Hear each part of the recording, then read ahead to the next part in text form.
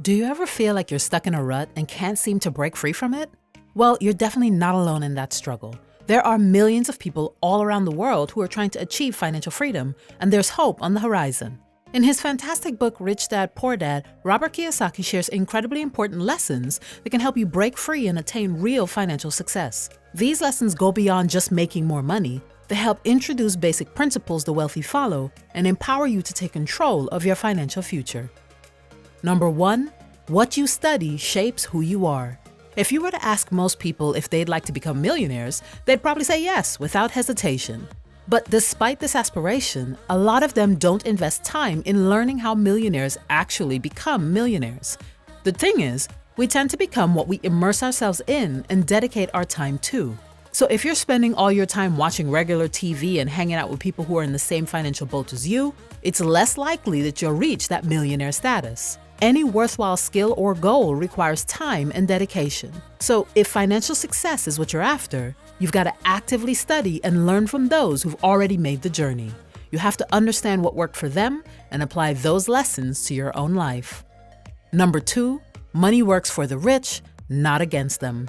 There's a fundamental difference in how some people approach their work and finances. Some people put in the effort to build systems that generate income, and that's where the idea of assets come into play. Now, when you look at financially successful people, you'll notice that they don't just work for a paycheck.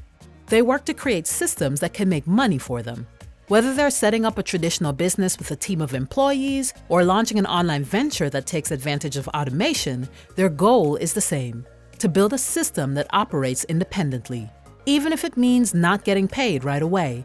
Because if they don't do that, they're stuck in the cycle of trading their time for money, which can last a lifetime. And that is one difference between wealthy people and people struggling with money. Kiyosaki wants you to work smarter, not just harder. Wealthy people enjoy their lives while their money works for them. On the other hand, poor or middle-class people work hard to make money. Number 3, focus on learning and development, not just on your paycheck. People usually think money is their greatest asset. Many of us are lost in the race of hunting money, especially when we're in a tight spot financially. But here's something we don't always talk about: how your job can be more than just a paycheck. It can be a chance to learn some valuable skills. Kiyosaki said the single most important asset we all have is our mind. If it's trained well, it can create enormous wealth. This is a gem of wisdom from Kiyosaki that often gets overlooked. Using your job as an opportunity to gain useful skills can be even more beneficial than the money you earn. If you can pick up highly valuable and marketable skills while on the job, they can really pay off down the road, and you can still make your regular paycheck while you're learning and practicing these skills. So the next time you're on the job hunt, it's a good idea to think about which positions can not only provide you with a paycheck, but also help you develop important and valuable skills. The more you learn, the more you can earn. Number 4, focus on building assets and generating passive income rather than just earning a high income. There's a big difference between just having a lot of money and being genuinely wealthy. Take, for instance, a talented musician who earns a substantial income for their hit songs. They might use their earnings to purchase a grand mansion, collect rare instruments, and drive luxury cars. However, if their income relies solely on their music career, they're considered rich, not truly wealthy. Their financial stability depends on their musical endeavors, and their spending habits don't contribute to generating more money. On the other hand, truly wealthy people don't go down that road. Instead of splurging on big houses and flashy cars, they use their money to invest in assets.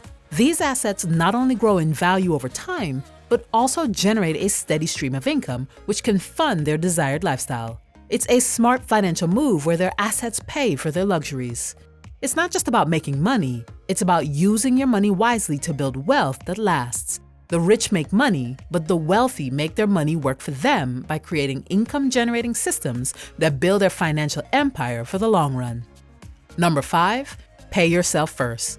While it might not be the easiest thing to hear, it can make a world of difference in your financial life. The money you work so hard for may not truly be yours, at least not until you consciously decide to prioritize yourself. When you think about your financial life, you'll likely realize that when you get your paycheck, the first thing you do is pay your bills, rent, living expenses, and maybe enjoy a little treat here or there. Only if there's anything left do you consider saving. A lot of people, especially those who earn a decent income, tend to spend their hard-earned money on luxuries like fancy cars and nice houses. But if you look at some of the wealthiest people in the world, you'll notice they found ways for others to cover those expenses. Someone like Kiyosaki, who had his share of debt and bills to pay, made it a practice to pay himself first. It's not a groundbreaking concept, but it's a straightforward idea that can have a profound impact on your long-term financial well-being. And it's something that many highly successful people, from Grant Cardone to Gary Vaynerchuk, emphasize in their own financial journeys. The key is that the money you earn doesn't really become yours until you make a deliberate choice to pay yourself first. Number 6, how you feel about money can affect how much money you have. Let's take a moment to think about your financial journey. How often do your money decisions get influenced by your emotions instead of a well-thought-out plan? It's pretty common, right? Even when we mean well, our feelings often lead us to make impulsive financial choices. Kiyosaki dives into the two main emotions that tend to steer our financial ship: fear and greed. The fear of not having enough money can send us into a bit of a panic, making us scramble to earn more, usually through our jobs. And even before we get our paychecks, we start fantasizing about all the things we want to buy, and that's when greed kicks in. But strangely, as soon as we receive the money, it seems to vanish into thin air as we give in to spending.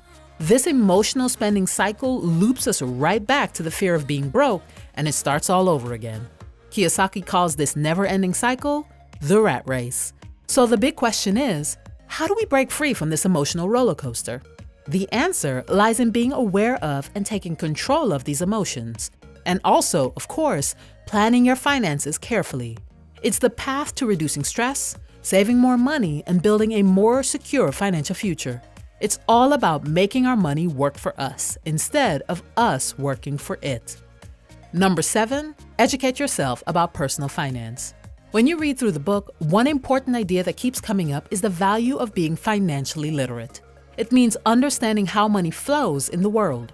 It's hard to be in control of your financial life if you don't get the basics like assets and liabilities, income and expenses, ROI, gross and net revenue, and those overhead costs. One really good practice you can adopt is to regularly look at your income and expenses every month. This helps you fully grasp where your money is coming from, where it's going, and how much is left for saving and investing. As you become more confident in managing your finances, you can gradually explore other concepts. For example, if you're thinking about starting a business, you'll need to dive into stuff like overhead costs, cost per acquisition, payroll, and understanding gross and net revenue.